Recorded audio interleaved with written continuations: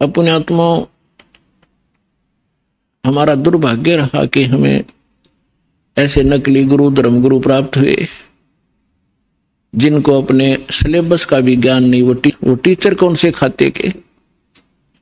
वैसे तो ये वर्ण बाद में बने हैं, हम सभी एक ही थे, ना कोई ब्राह्मण था, ना क्षत्रिय, ना शूद्र, ना वैसे, सभी भाई बहन थे।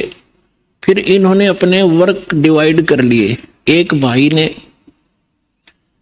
यानी एक कुछ व्यक्तियों ने मिलकर कहा भी आप शिक्षा ग्रहण करो और सदग्रंथों को समझो और इस ज्ञान को हमें बताओ। तो उनको पंडित कहने लगे जो सदग्रंथ पढ़ा करते थे और सुनाया करते थे। वो थे स्टार्ट में हम एक ही, हमारा गोत्र है। बाद में हम बढ़ते चले गए, आगे चल के हमारे वंश के नाम से कुल का गोत्र बनता चला गया, कुल गोत्र।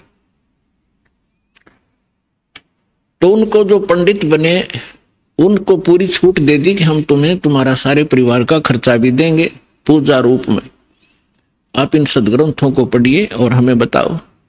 ऐसा ही प्रारंभ हुआ। अब परमात्मा ने आके बताया है कि गुरु बिन वेद पढ़े जो प्राणी और समझ अनुसार रहे ज्ञानी, गुरु बिन काहु न पाया ज्ञाना, जो थोथा भूछड़े मोड़ किसाना। तो इन ऋषि महर्षियों को कोई सतगुरु मिले नहीं, और सतगुरु स्वयं परमात्मा आए लीला करने के लिए, वो हमने सुहाए नहीं। जैसे क्या होता है, जैसे किसी ने थोड़ा सा बोलन की शैली ठीक कर ली और 10-20 श्लोक गोट लिए, वेद या गीता या कोई वाणी पढ़ ली किसी संत की, तो आम स्थान पर खड़ा होकर वो 100-200 व्यक्तियों को प्रभावित कर सकता है अपने प्रवचन के बोलने की शैली से, लेकिन उसके पास कख नहीं है। जब तक सदग्रंथों का संपूर्ण ज्ञान ना हो और कंप्लीट वे ऑफ वर्शिप यानी पूर्ण भक्ति विधि ना हो, तो ज्ञान भी एक आने का नहीं। परमात्मा कहते हैं गोरख से ज्ञानी गणेश सुख दे जति जहान, और सीता सी बहु भारिया संत दूर स्थान। फिर परमात्मा कहते हैं कि श्रोता कोट अनंत हैं और वक्ता कोट अनंत और दानी कोट अनंत हैं, पर बिरले साधु संत। तो जो प्रसंग चल रहा है कि परमात्मा हमें बताया करते थे, वो स्वयं आकर के ज्ञान दिया करते थे, तो हमें आज तक ज्ञान प्राप्त ही नहीं था। हमने इस झूठे सुख को सुख मान लिया। जैसे एक व्यक्ति के 3 पुत्रों में से एक की मृत्यु होगी, अब पुत्र मरो चाहे पुत्री, पत्नी मरो चाहे पति, दुख तो भारी होता है।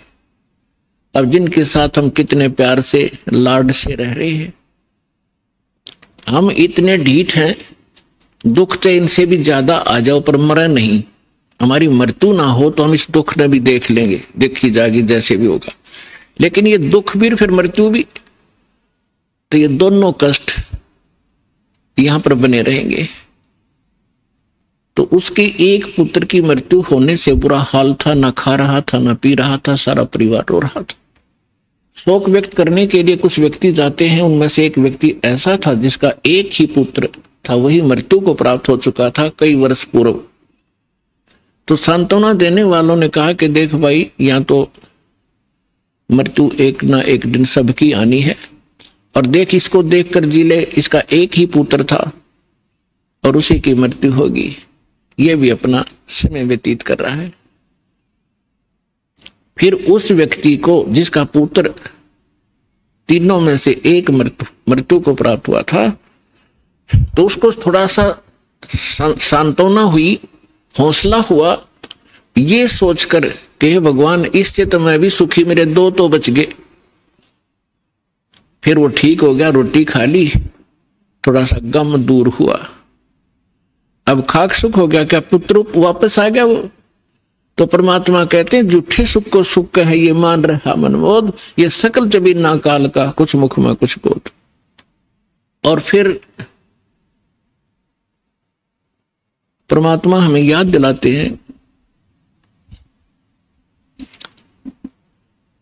कि जो सुख सथल है उसका तुम्हें ज्ञान नहीं है, क्योंकि आज तक तुमने वो सूक्ष्म वेद प्राप्त नहीं हुआ।